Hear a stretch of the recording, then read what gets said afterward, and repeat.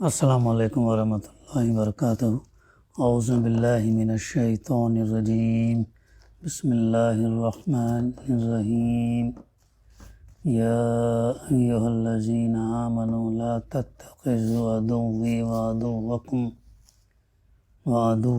اولیاء تلقون الیہم بالمودۃ وقد کفروا بما جاءکم من الحق یخرجون الرسول وإیاکم ان تؤمنوا باللہ ربکم ان کنتم خرجتم جہادا فی سبیلی وابتغاء مرضاتی تسرون الیہم بالمودۃ وانا اعلم بما اخفیتم وما اعلنتم ومن یفعلہ منکم فقد ضل سواء السبیل۔ صدق اللہ العلی العظیم۔ رب اشرح لی صدری ویسر لی امری واحلل عقدۃ من لسانی یفقہوا قولی ربی زدنی علما۔ سورہ الممتحنہ کی پہلی آیت ہے، ممتحنہ کی پہلی آیت ہے۔ اس کی ترجمانی یوں ہے، اللہ تعالیٰ ارشاد فرماتا ہے، اے لوگو جو ایمان لائے ہو۔ یہاں پر اللہ تعالیٰ ایمان لانے والوں سے خطاب کر رہا، اگر تم میرے راہ میں جہاد کرنے کے لیے، اگر تم میری راستے میں جہاد کرنے کے لیے اور میری رضا جوئی کی خاطر وطن چھوڑ کر گھروں سے نکلے ہو تو میرے اور اپنے دشمنوں کو دوست نہ بناؤ۔ تم ان کے ساتھ دوستی کی طرح ڈالتے ہو، حالانکہ جو حق تمہارے پاس آیا ہے اس کو ماننے سے وہ انکار کر چکے ہیں، اور ان کی روش یہ ہے کہ رسول کو اور خود تم کو صرف اس قصور پر جلا وطن کرتے ہیں کہ تم اپنے رب اللہ پر ایمان لائے ہو۔ صرف اس بنیاد پر تم کو جو ہے وہ اس سے دور کرتے ہیں، جلا وطن کرتے ہیں، یعنی وطن سے نکالتے ہیں۔ تم چھپا کر ان کو دوستانہ پیغام بھیجتے ہو، حالانکہ جو کچھ تم چھپا کر کرتے ہو اور جو علانیہ کرتے ہو ہر چیز کو میں خوب جانتا ہوں۔ جو شخص بھی تم میں سے ایسا کرے وہ یقیناً راہ راست سے بھٹک گیا۔ یہ ہے پہلی آیت سورہ الممتحنہ کا۔ اس کے میننگ کیا ہے؟ اس کے معنی ہیں امتحان لینے والی۔ اس صورت کی اس کے پس منظر میں ہم جائیں گے، بیک گراؤنڈ میں۔ اس صورت کی آیت نمبر 10 میں اللہ نے حکم دیا ہے کہ جو عورتیں ہجرت کر کے آئیں، ہجرت کہاں کر کے جا رہے تھے وہ لوگ؟ مکے سے مدینہ کر کے ہجرت جا رہے تھے، تو ایسی عورتیں اور مسلمان ہونے کا دعویٰ کریں تو ان کا جو ہے تم امتحان لو، ان کو ٹیسٹ کرو، ان کو ایسے ہی ان کی بات کو مت کرو بلکہ ان کا امتحان لو۔ اسی مناسبت سے اس کا نام الممتحنہ رکھا گیا۔ اس کا تلفظ ممتحنہ بھی کیا جاتا ہے اور ممتحنہ بھی۔ پہلے تلفظ کے لحاظ سے، پہلے پروننسیشن کے لحاظ سے معنی ہے وہ عورت جس کا امتحان لیا جائے، اور دوسرے تلفظ، دوسرے پروننسیشن کے لحاظ سے معنی ہے امتحان لینے والی صورت۔ یہ ہے، یعنی ہر صورتوں کے جو نام ہیں یہ اللہ سبحانہ وتعالیٰ کی طرف سے ہیں، تو اللہ کے رسول صلی اللہ علیہ وسلم نے اپنے طور پر نہیں رکھے، بلکہ اللہ نے جو نام دیا وہ ان صورتوں کا نام ہے۔ تو یہ صورت کے میننگ کیا ہوئے؟ امتحان لینے والی صورت، یا جس کا امتحان لیا جائے، ایسا۔ تب اس کا بھی نازل ہوئی when the صورت was revealed، کیونکہ ریویل جب صورت نازل ہوتی ہے تو اس کا وہ کیا حالات تھے، اللہ تعالیٰ نے اس وقت ہی یہ صورت کو کیوں نازل کیا، تو اس کے لیے ہم کو جاننا ہوتا ہے اس کا بیک گراؤنڈ، کانٹیکسٹ، جیسے ہم کہتے ہیں نا ریفرنس ٹو کانٹیکسٹ کر کے آتا ہے۔ کوئی بھی لیسن ہے انگلش کے اندر، کوئی بیچ کا ایک سینٹنس، دو سینٹنس دے کے وہ لکھتے ہیں کہ کیا ریفرنس ٹو کانٹیکسٹ میں یہ سینٹنس آئی ہے کر کے سوال کیا جاتا ہے نا۔ اسی طریقے سے کوئی بھی صورت جب نازل ہوتی تو اس وقت کیا حالات تھے، کب اللہ تعالیٰ نے اس کو نازل کیا، یہ چیز جو ہم کو دیکھنا، اور اس سے ہم کو صورت کو سمجھنے میں مدد ملتی ہے۔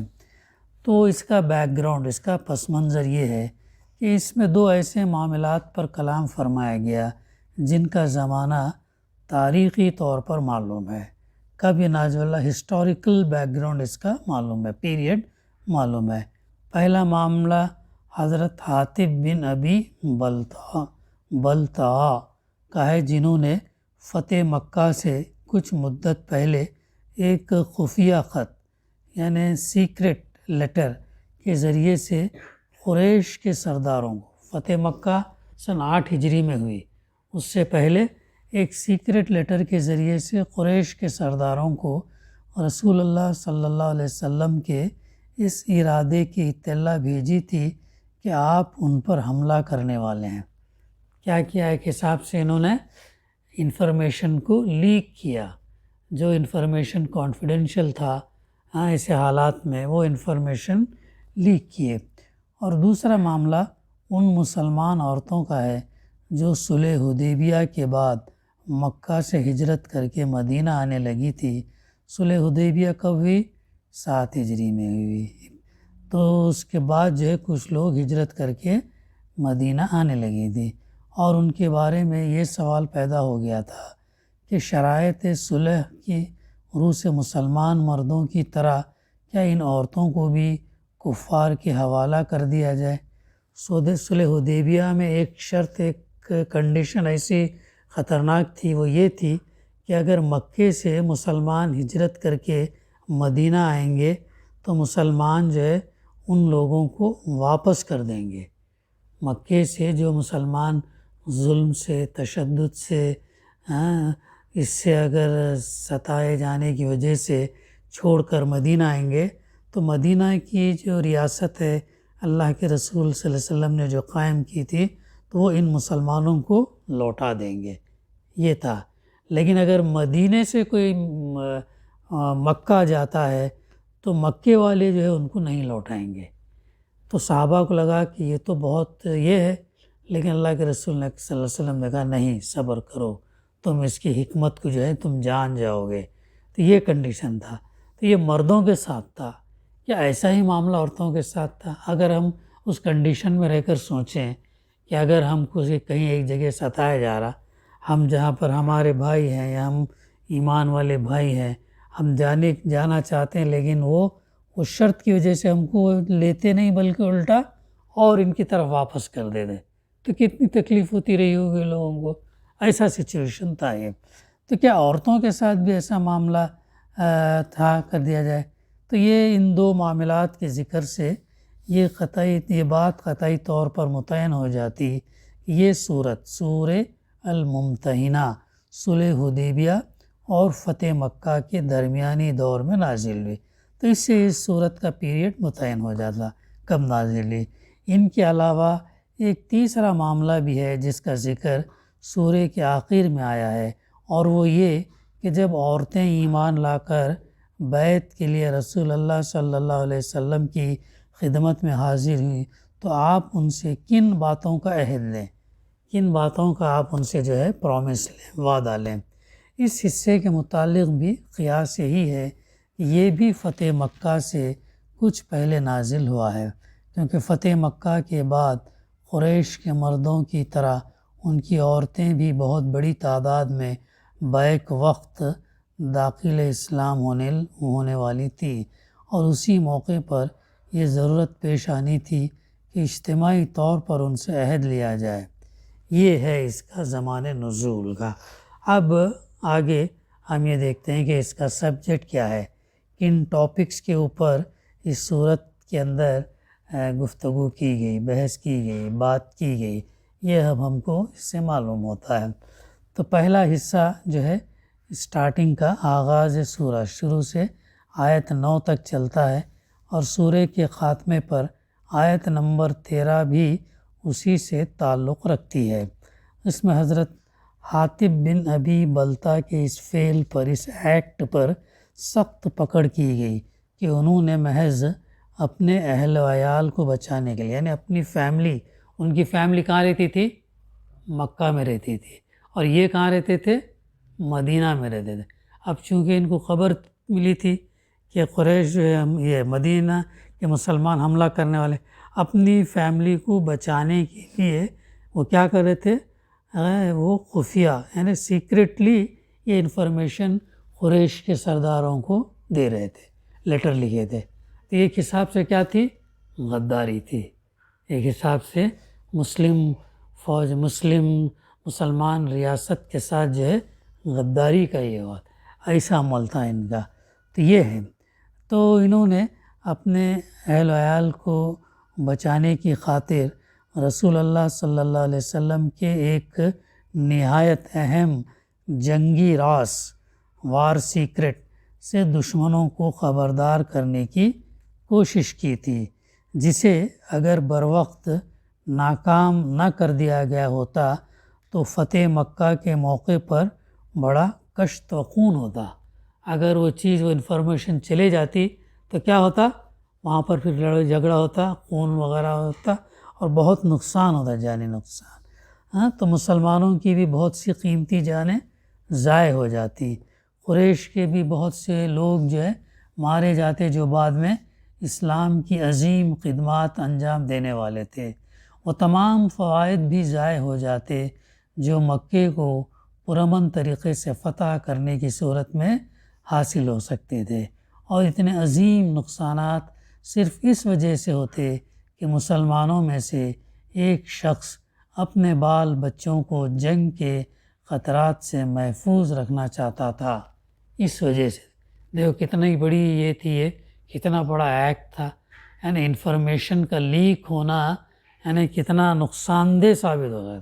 آج بھی جو ہے انفارمیشن کی جو سیکرٹس ہیں بہت امپورٹنٹ ہوتے ہیں، جنگی راز ہوتے ہیں. ایک ملک کے دوسرے ملک کے جو راز ہیں وہ کانفیڈینشیل ہوتے ہیں، سیکرٹ ہوتے ہیں. اگر وہ لیک ہو جاتے ہیں تو دوسرا جو ہے وہ دشمن حاوی ہو جاتا. تو ایسا ہی معاملہ جو ہے وہ تھا وہاں پر. تو یہ تھا، اس شدید غلطی پر تنبیہ، وارننگ فرماتے ہوئے اللہ تعالیٰ نے تمام اہل ایمان لوگ جو ایمان لائے، یہ تعلیم دی کہ کسی مومن کو کسی حال میں اور کسی غرض کے لیے بھی اسلام کے دشمن کافروں کے ساتھ محبت اور دوستی کا تعلق نہ رکھنا چاہیے اور کوئی ایسا کام نہ کرنا چاہیے جو کفر اور اسلام کی کشمکش میں کفار کے لیے مفید ہو. البتہ جو کافر اسلام اور مسلمانوں کے خلاف عملاً دشمنی اور ایذا رسانی کا برتاؤ نہ کر رہے ہوں، ان کے ساتھ احسان کا رویہ اختیار کرنے میں کوئی مضائقہ نہیں ہے. جو غیر مسلم جو کچھ نقصان نہیں پہنچاتے، ان کے ساتھ جو ہے اچھا برتاؤ کرنے میں کوئی مضائقہ نہیں ہے. یہ پوائنٹ ہم کو اس سے معلوم ہوتا. دوسرے موضوع جس کے اوپر ڈسکشن ہوا وہ یہ ہے کہ آیت نمبر 10 سے آیت نمبر 11 تک اس میں ایک اہم معاشرتی یعنی سوسائٹی کے پرابلم کا رزلٹ دیا گیا، فیصلہ دیا گیا، جو اس وقت بڑی پیچیدگی پیدا کر رہا تھا. کیا تھا وہ؟ مکے میں بہت سے مسلمان عورتیں ایسی تھیں جن کے شوہر کافر تھے اور وہ کسی نہ کسی طرح ہجرت کر کے مدینہ پہنچ جاتی تھی. دیکھو کیسے تھے، اپنے شوہر کی محبت کے بجائے ایمان سے محبت ان کو زیادہ تھی. شوہر کے دین کو چھوڑ کر ایمان لے کر آتے تھے اور پھر ان کو مسئلہ یہ ہوتا تھا کہ اب یہ مکے سے ہجرت کر کے مدینہ کیسے جائیں. یعنی اسلام کی کیسی کوالٹی تھی یہ کہ عورتیں جن کو آج ہم کہتے ہیں کہ ایمپاورمنٹ نہیں ہے، جن کو کہتے ہیں کہ کمزور ہیں فائنینشلی، مانیٹرلی اور اس میں، لیکن ایمان کی کیسی طاقت تھی کہ اتنا یہ ہونے کے باوجود بھی وہ لوگ اپنے کفار غیر ایمان والے شوہر کو چھوڑ کر مدینہ چلے جاتے تھے. کون سی انکم آمدنی رہتی تھی، کون سا ایسا پیسہ رہتا ہے، کس بھروسے پہ؟ تو یہ جو ہے ایک بہت بڑا مسئلہ تھا. تو ان کے شوہر وہاں پہ مکے میں کیا تھے، کافر ہی رہتے تھے اور کسی نہ کسی طرح ان کو اسلام سے، ایمان سے، عقیدے سے اتنی محبت ہو جاتی تھی کہ ہجرت کر کے چلے جاتے تھے. یہ ہے ایمان اللہ، یہ جو ہے ان کا ایمان، یہ ان کی خدمات جو ہے رائے گاہ نہیں جائے گی، اللہ تعالیٰ ضرور ان کو جو ہے کتنا بڑا اجر دے گا، ہم اس کا تصور نہیں گئے، ایسی آزمائش ایسی اس میں تو ہم لوگ نہیں پڑھے ہیں، لیکن وہ لوگوں نے کیسی کیسی قربانیاں دی ہیں، کیسی کیسی یعنی بے خوف ہو کر ایمان کی خاطر اپنا گھر بار شوہر بچے چھوڑ کر ایمان لے آنا اور پھر مکے سے مدینہ ہجرت کرنا کتنی بڑی قربانی ہے، امیجن نہیں کر سکتے ہم آج کے دور میں جو ہے امیجن نہیں کر سکتے۔ اسی طرح مدینے میں بہت سے مسلمان مرد ایسے تھے جن کی بیویاں کافر تھیں اور وہ مکے ہی میں رہ گئی، ایسا بھی سچویشن تھا کہ بہت سارے مسلمان مرد کے عورتیں بیویاں جو ہیں وہ کیا تھے، کافر تھے، اور لوگ مکے میں رہ گئے تھے اور یہ لوگ مدینہ آ گئے تھے۔ ان کے بارے میں یہ سوال پیدا ہوتا تھا کہ ان کے درمیان رشتہ ازدواج باقی ہے یا نہیں۔ اب ظاہر ہے ایک کافر ہے ایک مومن ہے، اب دونوں کے درمیان رشتہ برقرار ہے یا نہیں، یہ سوال پیدا ہوتا تھا۔ تو اللہ تعالیٰ نے اس کا ہمیشہ ہمیشہ کے لیے یہ فیصلہ فرما دیا کہ مسلمان عورت کے لیے کافر شوہر حلال نہیں ہے، مسلمان عورت کے لیے کافر شوہر حلال نہیں ہے، اور مسلمان مرد کے لیے بھی یہ جائز نہیں کہ وہ مشرک کافر بیوی کو اپنے نکاح میں رکھے، یہ جائز نہیں ہے، حلال نہیں ہے، حرام ہے، گناہ ہے۔ اگر ایسا رہے تو زنا ہو جاتا ہے، اور اس سے جو اولاد پیدا ہوتی حرام کی اولاد پیدا ہوتی، جو ہمارے لیے دنیا میں بھی اور آخرت میں بھی اس کو نقصان پہنچائے گی۔ ایسا تو اس لیے مومن مرد مومن عورت سے ہی نکاح کرنا، مومن عورت مومن مرد سے ہی نکاح کرنا، یہ ہے۔ یہ فیصلہ بڑے اہم قانونی نتائج رکھتا ہے جن کی تفصیل آگے انشاءاللہ ہمارے آئے گی۔ تیسرا حصہ آیت نمبر 12 پر مشتمل ہے، جس میں رسول اللہ صلی اللہ علیہ وسلم کو ہدایت فرمائی گئی کہ جو عورتیں اسلام قبول کریں ان سے آپ ان بڑی بڑی برائیوں سے بچنے کا عہد لیں جو جاہلیت عرب کے معاشرے میں عورتوں کے اندر پھیلی ہوئی تھی، اور اس بات کا اقرار کرائیں کہ آئندہ وہ بھلائی کے ان تمام طریقوں کی پیروی کریں گے جن کا حکم اللہ کے رسول صلی اللہ علیہ وسلم کی طرف سے ان کو دیا جائے۔ تو یہ ہے اس صورت کا نام کے تعلق سے، زمان نزول کے تعلق سے، اور اس کے اندر جو موضوع اور مباحث ہے ان کے تعلق سے ہمارے سامنے یہ باتیں آئی ہیں۔ تو انشاءاللہ آئندہ ہم اب اس صورت کی سلسلہ وار تفسیر شروع کریں گے۔ دعا ہے کہ اللہ سبحانہ وتعالی ہمیں کہنے سننے سے زیادہ صحیح سمجھنے اور اس پر عمل کرنے اور اس پیغام کو پہنچانے کی توفیق عطا کرے۔ ربنا تقبل منا انک انت السمیع العلیم وتب علینا انک انت التواب الرحیم۔ صلی اللہ تعالی علی خیر خلقہ وعلی آلہ وصحبہ اجمعین۔ الحمد للہ رب العالمین۔